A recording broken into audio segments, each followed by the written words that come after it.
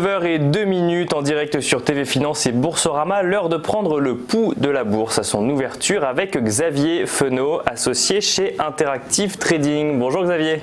Bonjour Nicolas. Alors vous êtes au téléphone avec nous. À quoi s'attendre sur les marchés aujourd'hui? Je rappelle qu'il y a eu les minutes de la Fed hier, qui est peut-être l'actualité qu'on va scruter ce matin. À quoi est-ce qu'on peut s'attendre, Xavier?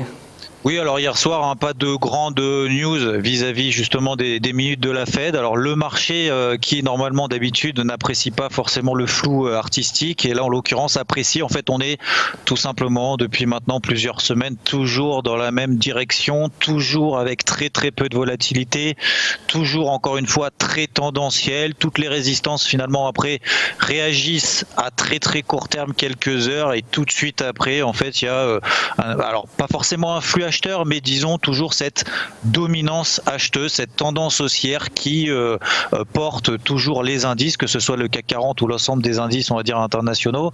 Ce matin, donc, on a le CAC qui est autour de la zone des 5200 points. Il y a une zone de résistance encore à 5240 points. On en avait une, comme on avait évoqué ensemble la semaine dernière, autour des 5130, 5150. Elle a réagi quelques heures et derrière, on a fait des nouveaux plus hauts.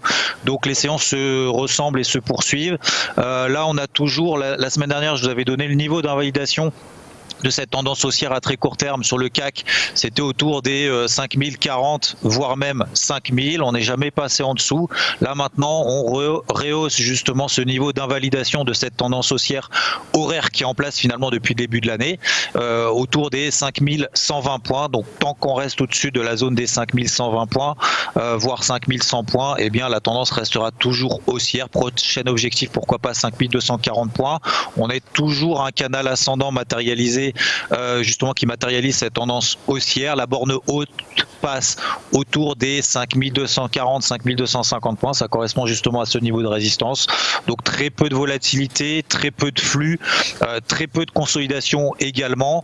Voilà, tout simplement, en fait, les séances se poursuivent et se ressemblent. Les séances se suivent et se ressemblent. Est-ce que ce sera la même chose à 14h30 à l'ouverture des marchés américains, Xavier? Oui, bah alors toujours les marchés américains sont exactement dans la même lignée. Ils surperforment même amplement les indices européens. On voit les indices, notamment le Dow Jones et le S&P 500, qui ne sont plus très loin de leur plus haut historique.